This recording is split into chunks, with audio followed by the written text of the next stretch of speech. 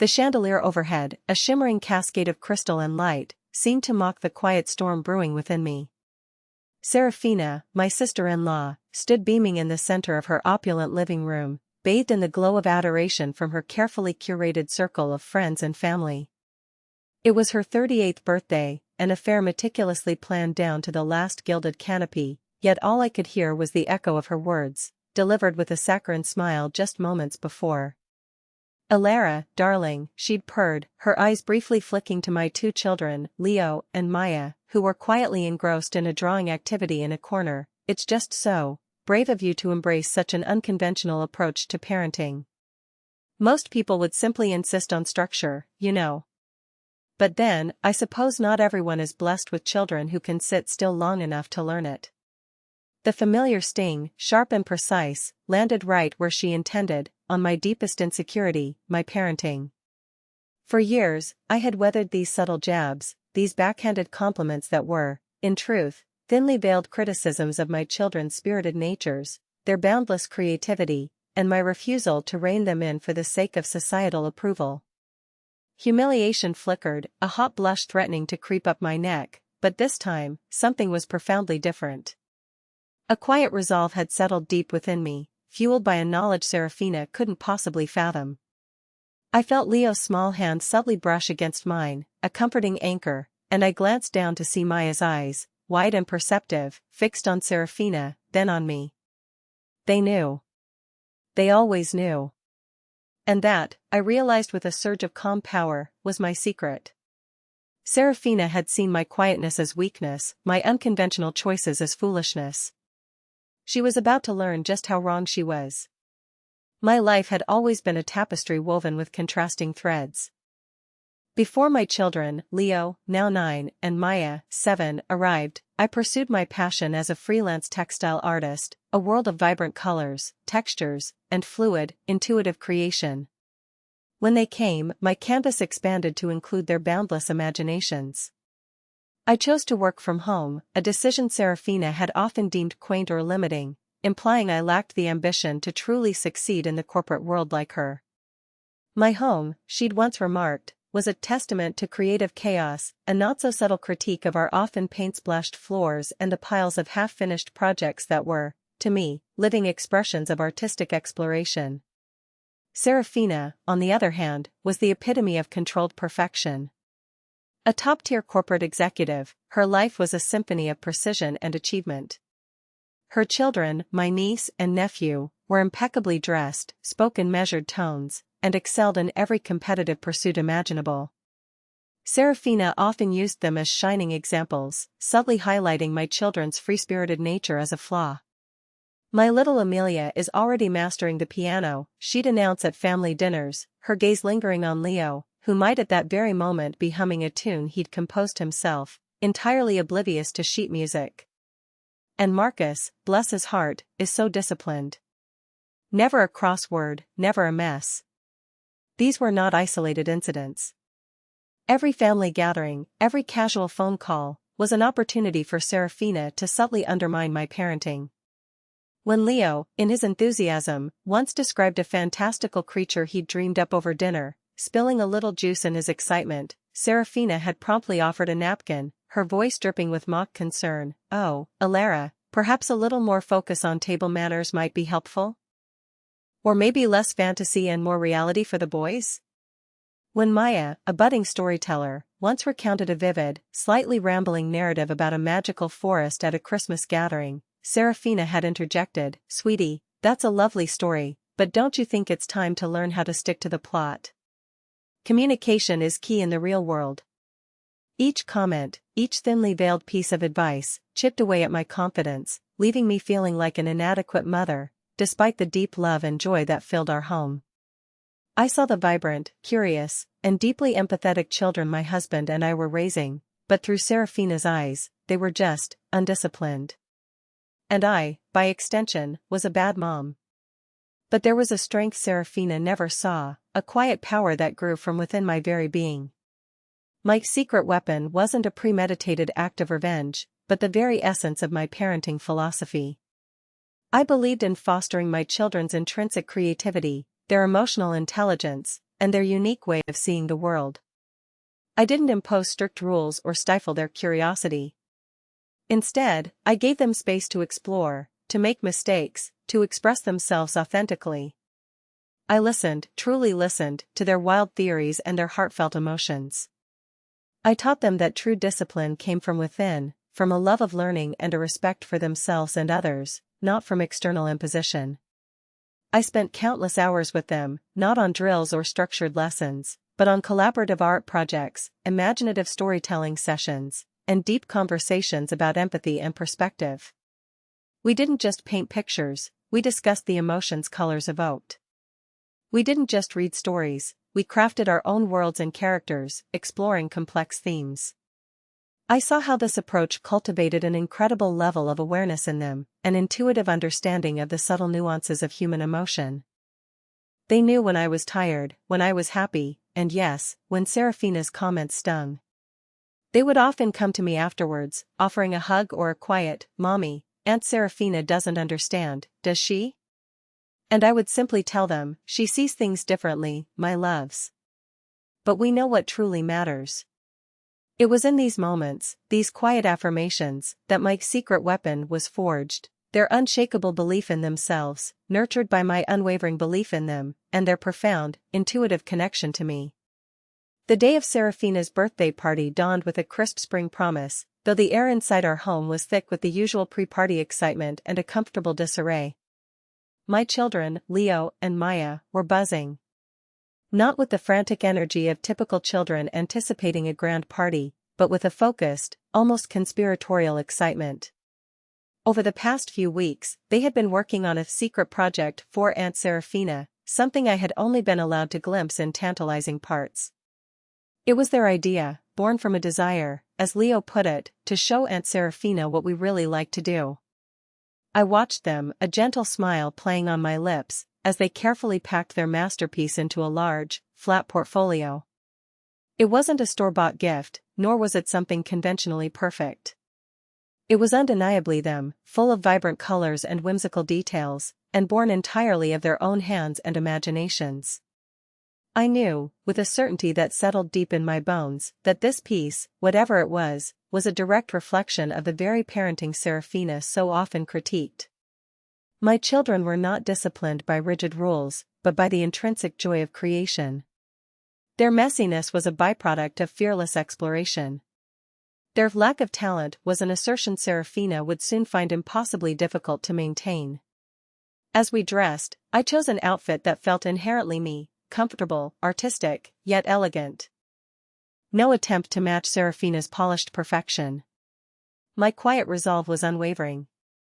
Seraphina, in her emails leading up to the event, had been particularly effusive about the calm elegance of her party, a clear, unspoken jab at our previous family gatherings where children's laughter and occasional spills were par for the course. She had even jokingly suggested that perhaps the children might enjoy a quiet corner for structured play rather than mingling too much. I had simply replied that my children were looking forward to sharing a special gift with her. Seraphina, I could tell, had interpreted my calm demeanor and understated response as resignation, perhaps even a tacit admission that I understood my place was to be a quiet background figure. Her confidence, I sensed, was at an all-time high. She was primed for her moment of triumph, and I, ostensibly, was her perfect foil. We arrived at Seraphina's immaculate home, a place where every cushion seemed to be perpetually plumped and every surface gleamed. The air hummed with polite chatter and the clinking of crystal glasses. Seraphina, resplendent in a designer gown, greeted us with her customary embrace, a brief, air-kissing affair that felt more like a social obligation than a familial connection. My children, clutching their carefully wrapped gift, found a quiet corner near the window, their heads bent together in whispered anticipation, occasionally glancing up at me with bright, knowing eyes. The party progressed, a symphony of small talk and subtle power plays. Seraphina moved through the crowd, radiating an aura of effortless success, her voice often rising slightly above the general din as she recounted anecdotes of her children's latest achievements or her own professional triumphs. She caught my eye more than once, her smile just a touch too wide, her gaze lingering a fraction too long, as if silently daring me to step out of line. I merely offered a serene smile in return, my mind calm, my heart steady. I knew what was coming. Then, the moment arrived. After a series of effusive toasts extolling Seraphina's virtues as a mother, an executive, and a hostess, she turned to me. The room had quieted, all eyes now on the birthday woman. "And then there's my dear sister-in-law, Elara," Seraphina began, her voice dripping with an almost theatrical empathy. "Such a unique path she's chosen, dedicating herself to her art and her children's growth. It truly takes a different kind of strength, doesn't it, to nurture such free spirits without the usual structure. I confess, it's a mystery to me how she manages to find any calm amidst all that spontaneity." Her gaze drifted pointedly towards Leo and Maya, who were now standing near me, holding their large, flat package, their faces unreadable. One must admire her dedication, even if the results are unconventional. After all, not everyone is destined for the traditional milestones, are they? Some children, like mine, are just naturally inclined towards discipline and tangible achievement. The subtle knives of her words twisted, aiming for the heart of my deepest fears. The familiar flush of humiliation threatened to rise, but I held it at bay, a quiet strength anchoring me. I felt the collective gaze of the guests, some sympathetic, some merely curious, others perhaps even agreeing with Seraphina's thinly veiled judgment. My children, however, were not looking at them. They were looking at me, and in their eyes, I saw not shame, but a fierce, protective love. Without a word, Leo stepped forward, the flat package held carefully between him and Maya. "Aunt Seraphina," Leo's clear voice cut through the polite murmurs, "completely unexpected, we have a gift for you." Seraphina, momentarily taken aback by their forwardness, recovered quickly. "Oh, children, how sweet. Thank you. I was just saying how unique your mother's creative approach is." She winked at the guests, implying their gift would be something childishly unrefined. Maya, however, didn't wait. With a decisive movement, she pulled the long, thin ribbon, and Leo helped her unfold the large, flat paper. The hush in the room deepened as the vibrant image was revealed. It wasn't a painting. It was a meticulously crafted, intricate textile art piece, a mosaic of fabric scraps, threads, beads, and even some small, pressed flowers. But the subject was what truly transfixed everyone. It was a stylized, abstract portrait of Seraphina herself, but not as the polished executive. Instead, it depicted her surrounded by swirling, chaotic colors, with tiny, almost hidden figures of her children tangled in strings, looking slightly constrained. On the other side of the tapestry, a contrasting, flowing landscape emerged, a vibrant, untamed garden, with two figures, clearly Leo and Maya, leaping and dancing freely amidst the flora, bathed in a serene, golden light. And connecting these two vastly different worlds was a delicate, almost invisible thread, leading from the wild garden to the stern, structured portrait, subtly suggesting a path, a possibility. A small card was attached to the bottom. Maya, her voice surprisingly steady and clear, read it aloud. "Dear Aunt Seraphina, we made this for you. Mommy taught us that true beauty isn't about being perfect on the outside, but about the unique colors you have inside. And that courage is about being who you really are, even when it's a little messy. We hope you find your wild garden." The room was utterly silent. Seraphina stood frozen, her practiced smile finally faltering, replaced by a mask of stunned disbelief. The artwork was not only visually striking and incredibly unique, but it was also profoundly insightful, revealing a level of emotional intelligence and artistic skill that utterly defied her earlier pronouncements. It was clearly the work of children, yet it possessed a maturity of concept and execution that was breathtaking. The subtle symbolism, the constrained figures versus the free ones, the wild garden, the connecting thread, spoke volumes, eloquently articulating the very philosophy Seraphina had dismissed. I felt a wave of profound pride wash over me, a quiet, joyful affirmation of everything I believed in. This wasn't just a gift, it was a revelation.